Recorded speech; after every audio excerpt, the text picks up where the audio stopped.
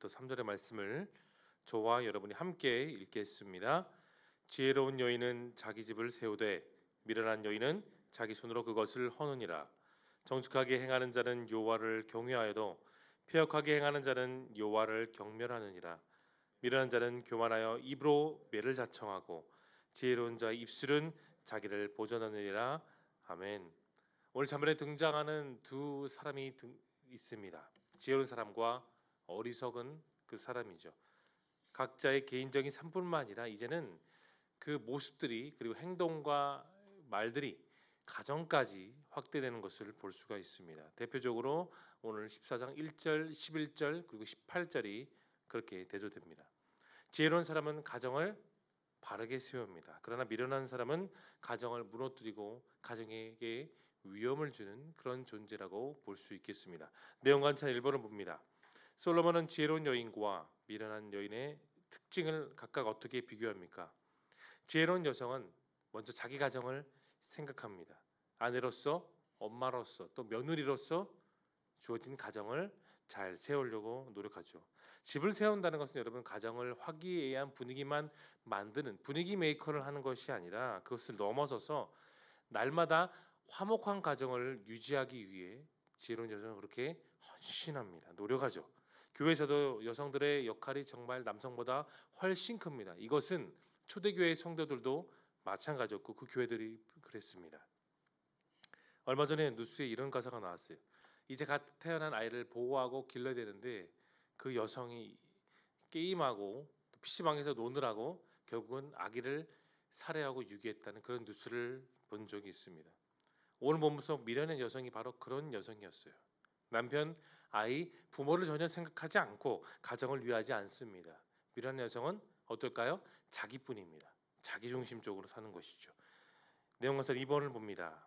솔로몬은 미련한 자를 멀리해야 하는 이유가 무엇이라고 오늘 설명하고 있나요? 오늘 보면 7절은 이렇게 말하고 있습니다. 미련한 사람의 입술에 뭐가 없습니까? 지식이 없다고 합니다. 사랑하는 성도 여러분, 언어에는 힘이 있습니다.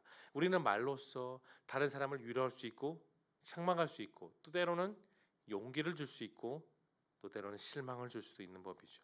그런데 마치 술 취한 사람의 손에 들린 그 작은 나무가지 하나로 타인에게 상처를 입히는 것처럼 미련한 사람은 때와 장소를 가리지 않습니다.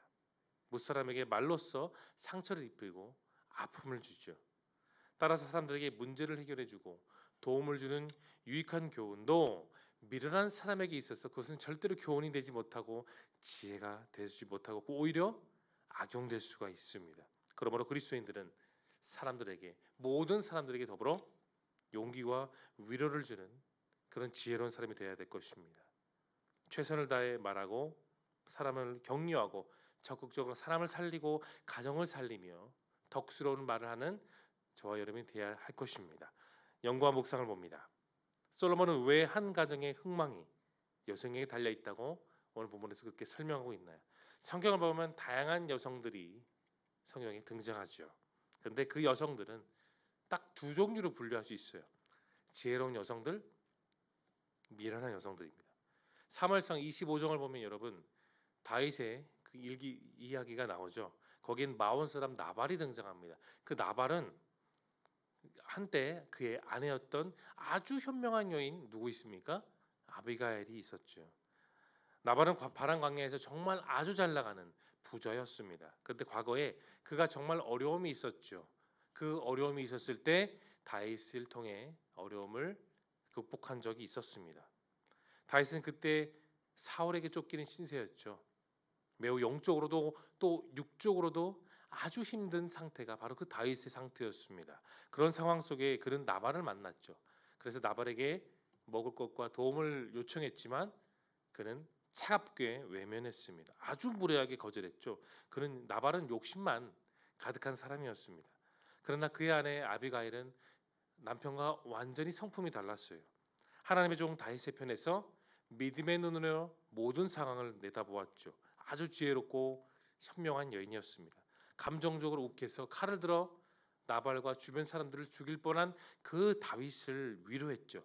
또 그와 그의 부하들에게 좋은 음식을 대접하고 하나님의 사람으로서 하나님의 종으로서 곧 왕이 될 그 다윗에게 어떻게 했습니까? 지혜롭게 대하고 지극정성으로 보살펴 주었죠. 나발로 인해 한 가정이 일순간에 죽을 위기가 있었습니다. 그럼에도 불구하고 나발의 어리석음으로 인해 온 가족이 위기가 있었지만 지혜롭고 또 현명하게 빠르게 대처했던 그 아비가일을 통해 살인이 일어나지 않았습니다. 이처럼 한 가정에서 여러분 여성의 역할은 정말로 매우 중요합니다. 그런 여성들이 하나님을 의지하고 또 말씀을 따라 주시는 지혜로 살아갈 때 우리 모든 가정에게 평화가 임한 줄을 기억하시길 바랍니다. 성경이 말하는 현숙한 여인들을 보면 크게 세 가지로 특징이 있어요. 첫 번째, 남편에게 선을 행하는 모습이 있습니다. 두 번째, 부지런하고 인정이 많습니다. 세 번째, 하나님을 경외하고 자녀들을 말씀과 훈계로서 가르칩니다. 결국 현숙한 여인은 외모나 교육의 정도에 따라 가문을 이끄는 것이 아니라 중요한 것은 하나님을 경외하고 사랑하는 마음을 가지며 또 지혜롭게 언행 심사를 다룬다는 것에 여러분 기억할 수 있기를 바랍니다. 이어서 느낀 점을 봅니다. 하나님의 말씀을 쫓는 지혜로운 자는 집을 세우지만 미련하고 교만한 자는 집을 망하게 한다는 말씀에서 여러분 무엇을 느끼십니까? 여러분 질문의 요지를 우리는 잘 파악해야 돼요. 단순히 지혜를 갖고 그것만을 따라가려고 하지 않습니다. 더욱 중요한 것은 내가 어떻게 될까요? 하나님을 쫓아가는 데 있는 것입니다. 우리가 말씀을 통해 주님과 접촉하게 되고 말씀을 통해 주님의 인자하심이 어떠한지 또 그 맛을 보게 되고 경험하게 되면 우리는 스스로 더 말씀을 갈구하고 소망하게 됩니다. 이것이 성도가 구하는 지혜의 목적이죠. 그런데 이러한 부분을 여러분 오해하게 되면 단순히 지혜를 구하고 그 지혜를 구해서 성공하며 살아가는 것을 생각하게 됩니다. 여러분 성경은 성공하는 사람들을 높이지 않습니다. 오히려 모든 상황 가운데 지혜를 구하는 사람을 높입니다. 그들은 영원한 진리에 기초한 확신을 갖는 사람들이죠. 또 일구와 사건들의 의미를 구별할 줄 알고 또한 말로써 화평과 지혜를 구하는 사람들입니다.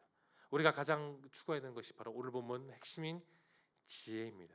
그러면 그 지혜는 하나님의 말씀에 따라 나오기 때문에 우린 지혜뿐만 아니라 다른 모든 은혜로운 결과도 그 지혜를 통해 얻게 된다는 사실을 여러분 기억할 수 있기를 바랍니다. 5번 적용입니다. 하나님 말씀을 통해 얻은 지혜로 내 가정을 세우기 위해 여러분 어떤 노력을 하십니까? 사도 바울을 도왔던 우리가 금요 예배도 들었던 부부가 있죠. 너무나도 잘 아는 브리스길라 아골라 부부입니다. 보통 여성들보다 남성들이 먼저 앞에 두지만 특별하게 바울의 동력자였던 브리스길라와 아골라가 경우를 보면 브리스길라가 아내이죠. 남편이 아골라는 장막을 만드는 일을 주로 했고 아내는 사도 바울을 도왔던 사역의 큰 역할을 감당했습니다. 하나님은 그들의 부부의 그 환상적인 조화와 존경을 통해서 효과적인 사역을 바울에게 도왔죠.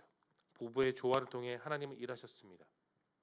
또 아내가 남편보다 더 많은 역할을 감당할 수 있다는 부분을 바로 이 브리스길라와 아골라 부부를 통해서 우리는 알 수가 있습니다. 중요한 것은 서로가 다름에도 불구하고 조화를 이루고 또 서로 존경하며 나아간다면 부부는 하나님 보시기에 가장 훌륭한 사역의 팀 사역을 이룰 수가 있습니다. 우리가 인생을 살면서 놓쳐서는 안 되는 부분이죠. 그런데 그런 말씀과 여러분 지혜를 주셨다고 해서 나 혼자 가정을 세울 수 있을까요?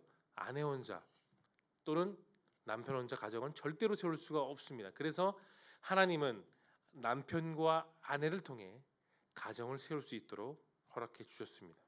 그래서 남편에게는 아내가 존재하고 반대로 아내에게는 남편이 존재하는 것입니다. 서로 협력하고 지혜를 모으고 무엇이 하나님 보시기에 기쁜 일이 되고 또 좋은 일이 되는지를 여러분 말씀을 통해서 우리가 또 살펴볼 수 있기를 소망합니다. 마지막 결단을 보겠습니다.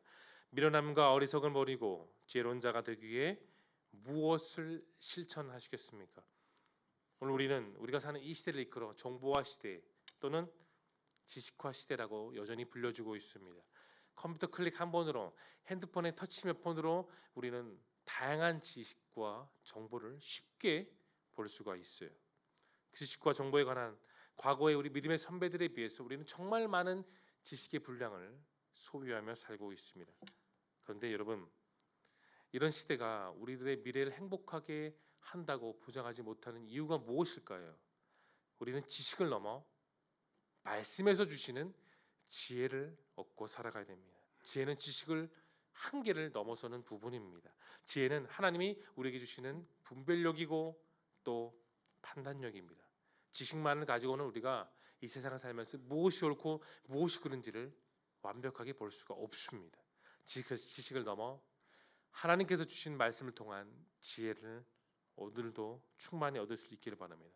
우리는 솔로몬이 고백했던 종에게 듣는 마음, 하나님 말씀을 깨우치는 그 지혜를 구할 줄 알아야 됩니다. 오늘의 삶 속에서 나에게 주신 이 하루 가운데 또한 말씀 가운데 지식을 넘어서 지혜를 구하며 또한 하나님과 동행하는 가운데 기쁨을 누리는 저와 여러분 모두가 될 수 있기를 예수님의 이름으로 축원합니다.